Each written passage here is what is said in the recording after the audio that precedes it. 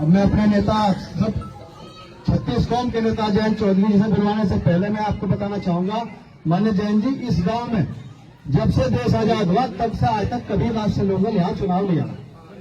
प्रत्येक चुनाव में जो है हाथ जिताने का काम किया और इसमें 36 कौम के लोगों ने तय किया कि आपके नाम पे यहाँ इस बार जो है पूरा गांव वोट करेगा। मैं अपने नेता जयंत जी से निवेदन करूंगा में आए और सबको संबोधित। इन्होंने कहा ऊपर होके बात कर लो, मैं कहा तो मौका है पास से आने।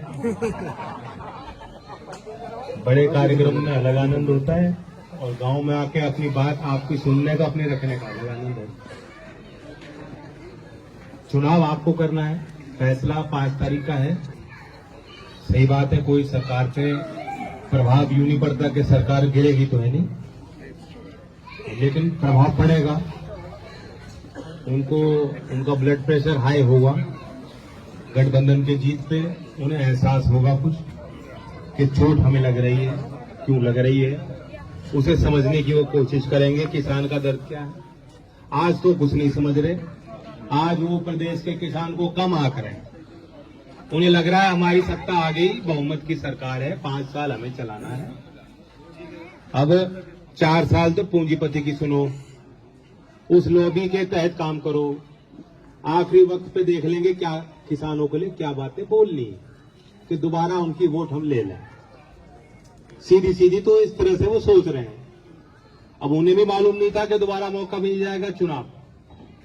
और षड्यंत्र भी बड़ा है, क्योंकि नॉर्थ इंडिया में जहां जहां बीजेपी की सरकार आ जाए, मैं एसएपी की बात कर रहा हूं, गन्ने के प्रदेश द्वारा निर्धारित मूल्य, अभी तक न हरियाणा ने, न उत्तराखंड ने और न ही उत्तर प्रदेश ने गन्ने का भाव घोषित नहीं किया। अब इसके क्या मायने हैं, क्या षड्यंत्र है, इसके पीछे क्या सोच है और कौन सी लोबी काम कर सकती है, आप सब बुद्धिजीवी हो, खुद समझ सकते हो। लेकिन ये बात तो साबित हुई ना कि या तो किसान की वकालत कर रहे लोग वहां कमजोर हैं, या उनकी कुछ संख्या कम है, या जो लोग सत्ता में बैठे हैं वो ही हमें कम आंक रहे हैं। कारण जो भी हो, सच्चाई कड़वा सच है। आज आपकी कहीं सरकार में कोई पहुंच नहीं, कोई सुनवाई नहीं, कोई आपको सीरियसली भी नहीं ले रहा। तो ये तो आपको विशेष मौका मिला है।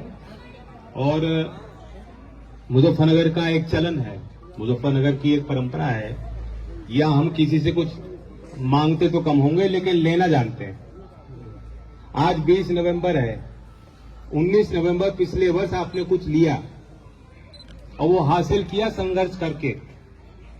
बहुत तपस्या की किसानों ने, और एक शक्तिशाली सरकार जो शुरुआत में ये दावे कर रही थी कि ये तो चंद किसान है, या ये तो किसान है ही नहीं, ये तो एक व्यापारी की लॉबी है, या ये वहां बाहर से कनाडा से पैसा लेते आ रहे हैं, खालिस्तानी लोग हैं, ये असल मूल किसान का प्रतिनिधित्व नहीं करते।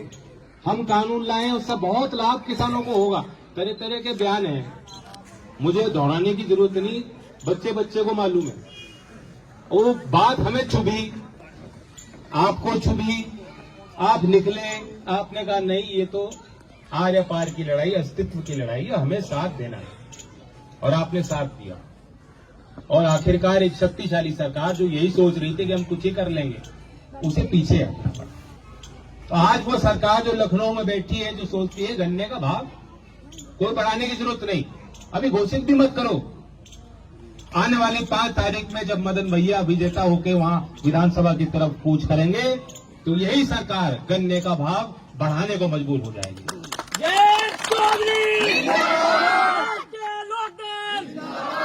और तब आप कुछ मांग नहीं रहे, लेने की हैसियत में हो जाओ। आज तो कोई मांगने वाला भी नहीं।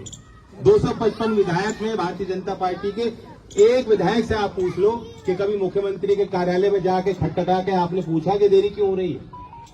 पिछले वर्ष 26 सितंबर को रेट घोषित हो गए, 20 दिन से तो मिल चल रही है। मुझे पर्ची दिखाइए किसानों ने क्या लिख रहा है, 0। क्या रेट छपेगा उस पर जब कोई रेट ही नहीं। और जब रेट ही नहीं है तो क्या हिसाब, किसान बैठ के कभी हिसाब नहीं लगाता कितनी लागत है, कितना खर्चा बढ़ गया। आप हिसाब लगाने की आपकी कोई स्थिति नहीं है, कोई चारा ही नहीं, क्या हिसाब लगाओगे, मजबूरी है। अगली पीढ़ी भी मजबूरी कर रही है। और उनकी मजबूरी देखिए, जो अगली पीढ़ी, अगर आप सर्वेक्षण करेंगे किसान के घरों में, किसान के परिवारों में, वे खेती नहीं करना चाहते, लेकिन क्या करेंगे वो? एक नौकरी थी जिसको लेकर बड़ी उम्मीद के साथ गांव के हमारे बालक जो 6 फुट के हैं, जो दौड़ लगाते हैं, जो कूद लगाते हैं बड़ी लंबी लंबी, जिनके अंदर शारीरिक क्षमता है, गुण है, जो जिस नौकरी की तरफ वो निगाह रखते थे कि वो हमारी नौकरी है, हमारे परिवार में हमारे पूर्वज रहे, उस युद्ध में रहे, उन्होंने, उनको ये सेना का सम्मान मिला, और हम भी चाहते हैं देश का गौरव, हम उसको भावना को समझते हैं, उस भावना के साथ जुड़ना चाहते हैं। वे नौकरी छीन ली कि नहीं छीन ली? 4 साल की अस्थायी नौकरी से किसको लाभ है? एक नौजवान को मुझे बता दो जिसको लाभ मिलता हो। 4 साल बाद जब उनमें से 100 में से 75 हो, 50 हो, 40 हो, मैं नहीं जानता, वास्तव में आज कोई भी नहीं जानता कितने रखे जाएंगे 4 साल बाद। ये भी हो सकता है कि 4 साल बाद 100 के 100 को कह दिया जाए कि तुम्हारी नौकरी नहीं, तुम्हारी नौकरी खत्म, तुम्हारी ट्रेनिंग यहीं समाप्त, लौट जाओ अपने गांव।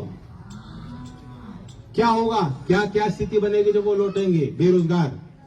आर्मी के 6 महीने की उनको प्रशिक्षण मिल गया, बड़े सपने उन्होंने देख लिए, क्या करेंगे वो बच्चे? तो इसलिए ये जो फैसला है, ये प्रभाव इसलिए डालेगा कि जब चुनाव का विश्लेषण होगा तो ये विश्लेषण होना चाहिए कि इस गन्ना बेल्ट में किसान सरकार से बेहद नाराज हैं। नौजवान अग्निपथ, अग्निवीर योजना को फ्लॉप योजना मानते हैं, और इसलिए लोक दल के विधायक को, गठबंधन के विधायक को जिताने का काम इस क्षेत्र ने किया।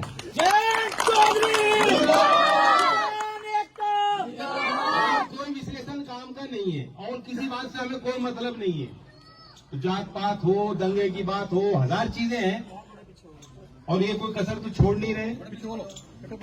इस क्षेत्र ने तो चौधरी साहब का भरपूर साथ दिया। इस गांव का अपने इतिहास योगराज जी बता रहे थे। मैं पूछना चाहता हूं, क्या चौधरी अजीत सिंह जी चुनाव आ रहे थे? और चुनाव हार जीत से उन पर कोई फर्क पड़ा था इस बात का? आपके दिल में उनके प्रति कोई सम्मान और प्रेम में कोई कमी आई?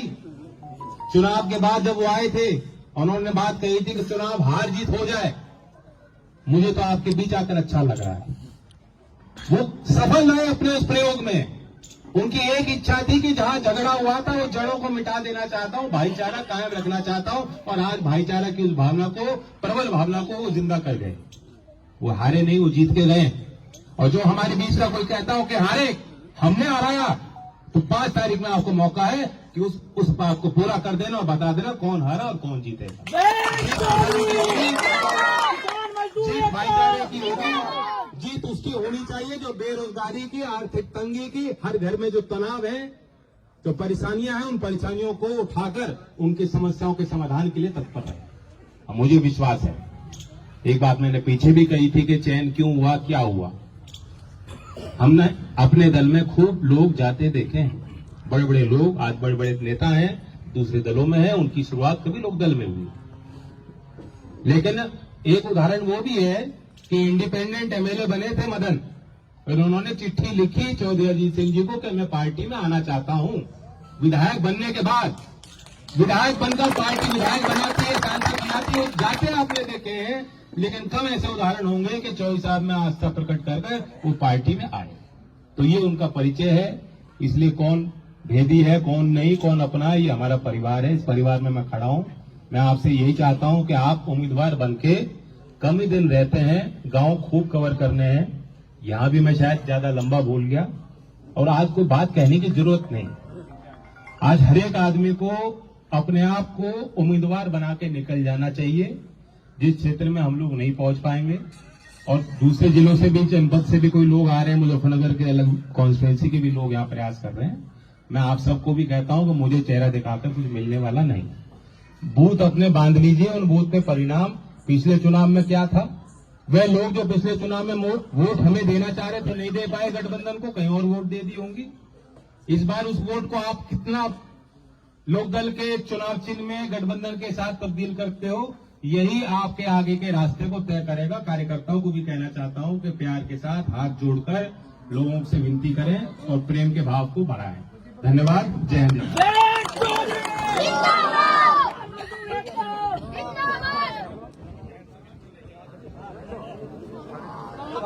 तो भैया